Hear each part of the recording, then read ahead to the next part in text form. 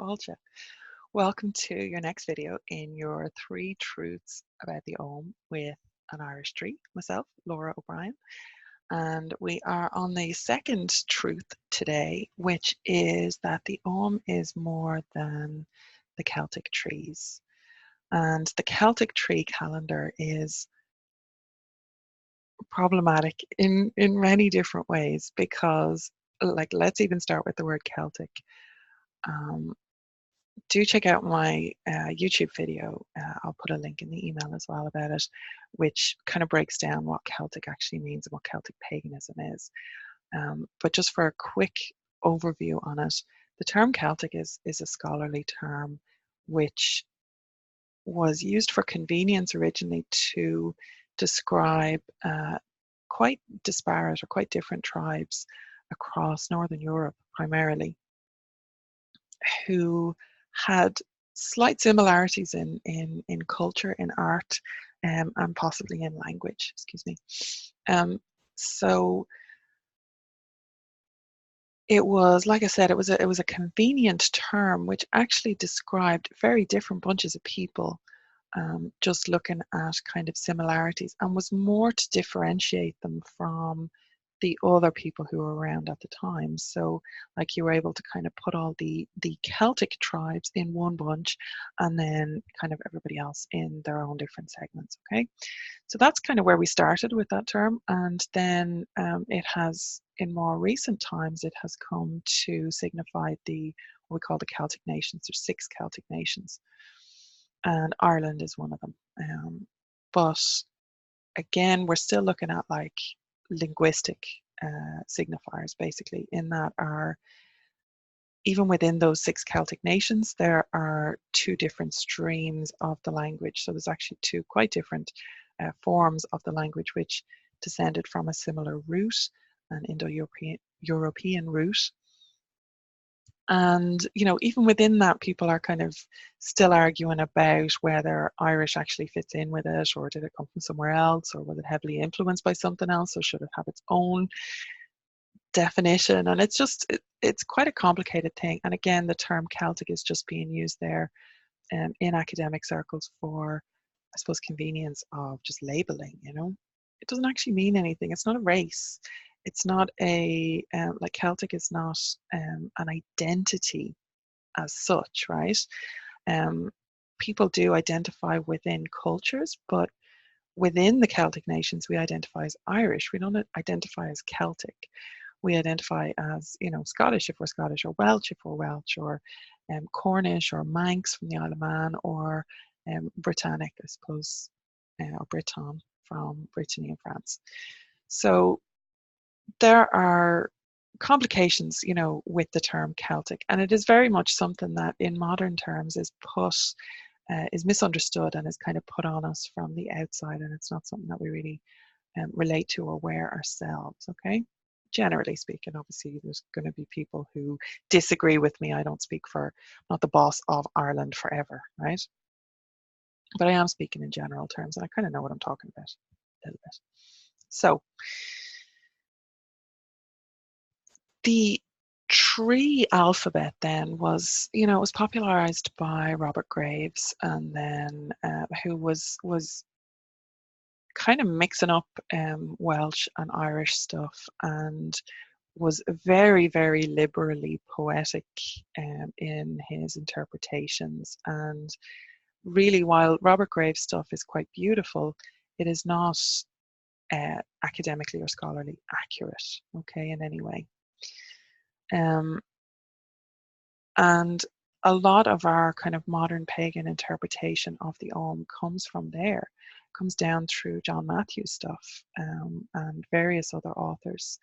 So, you know, you want to always, referring back to John Matthews is English, by the way. John and Caitlin Matthews are both English, and using them as a reference, like, while they have definitely got some scholarly stuff kind of blended in, they really take license, as Graves did, with the material, and it's very hard to differentiate what is accurate and what is not within their work.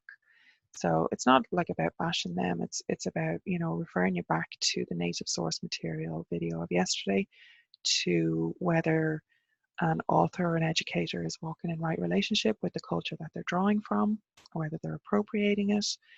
Are they doing more harm or more good to that culture?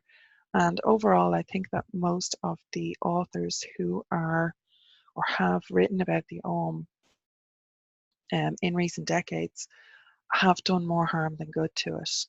Now, I talk about the popular authors as well, obviously. I suppose the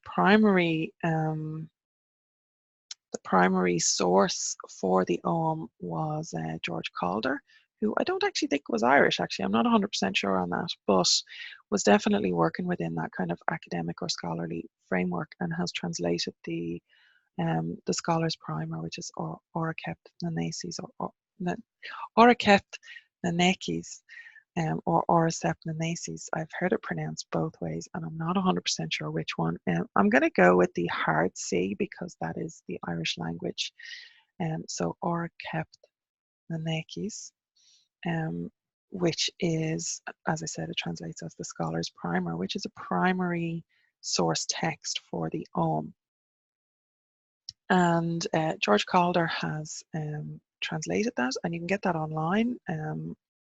Again, the resources, I'll post a list of resources at the end. I'll give you a PDF of all the resources that I recommend, so you don't have to worry about that too much currently. And then in more modern kind of scholarly terms, the Irish scholar Damien McManus has done fantastic work on the Ogham, and his book A Guide to Ogham is 100% the one that you should be looking to for source and reference material. So all of that being said, like, what else is there? Like, why is the tree Ogham a part of the Ogham interpretation? Like I said, it is just a small slice. So each letter or fee has its own name, okay? And those names have distinct meanings.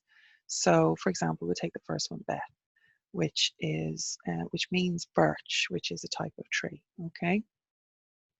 But so some of them are trees. Door would be oak, for example, and some of them are definitely trees. But there's a whole lot of them that aren't trees.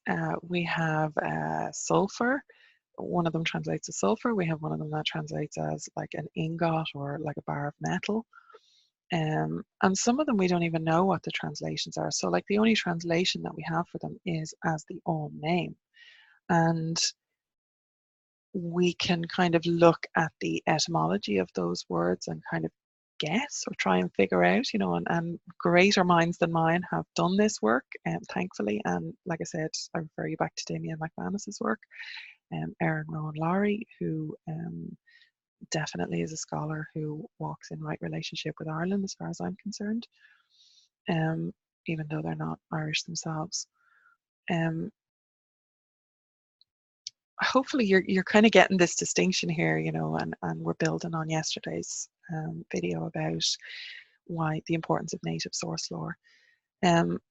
So yeah, so we have some words, some Ogham names that translate in ways that we're not even sure where they actually come from. They just mean the Ogham now, and that's, if you look them up in the Electronic Dictionary of Irish Language, you will see it as the fifth letter in the Ogham, or whatever the translation is, right? So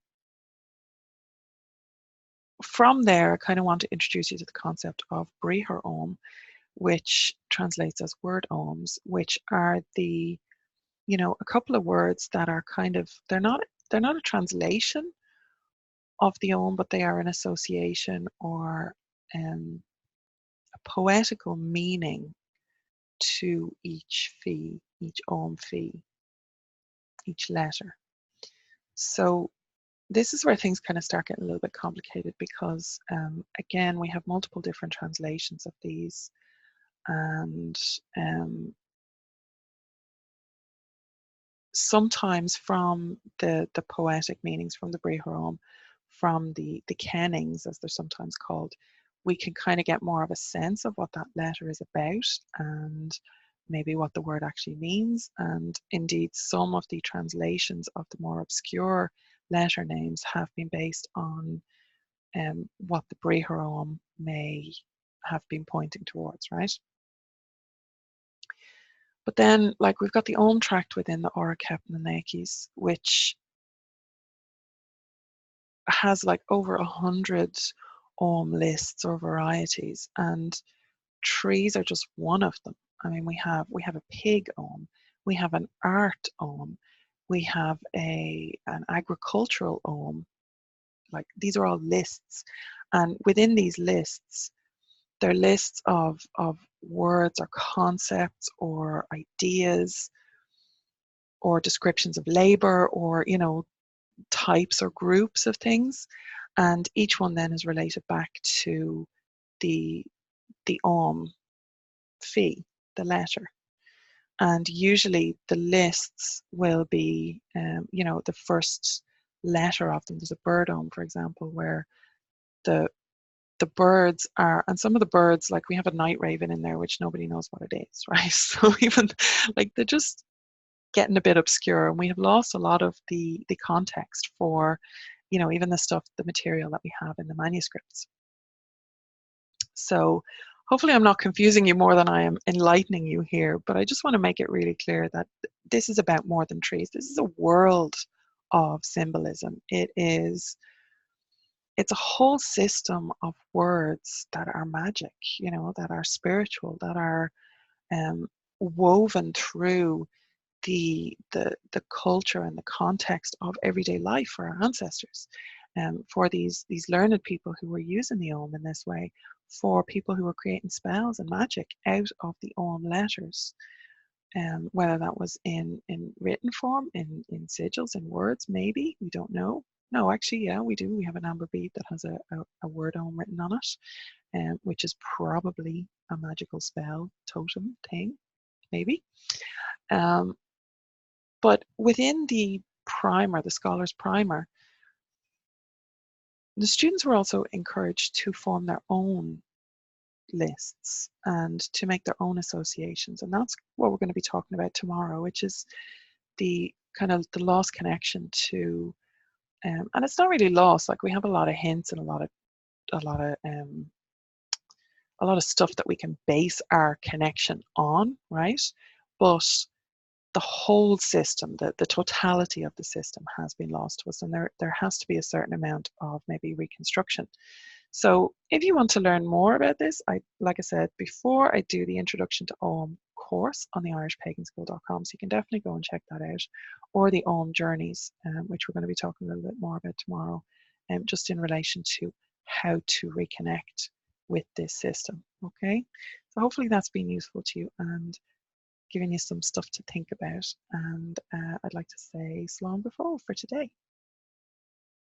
Slán.